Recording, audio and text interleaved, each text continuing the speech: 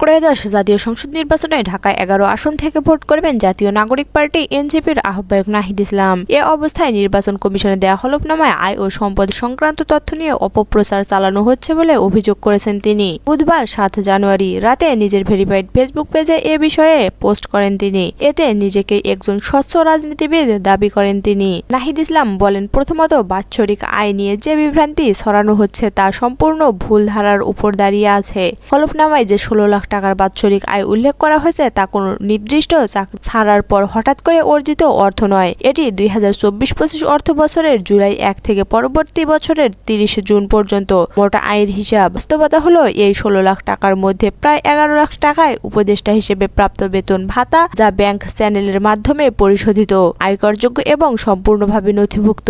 মোট সম্পদ কোনো এক বছরের আয় নয়, এটি একজন মানুষের পুরো জীবনের সঞ্চয়ের সমষ্টি। আর এসডিটিভি নিউজ।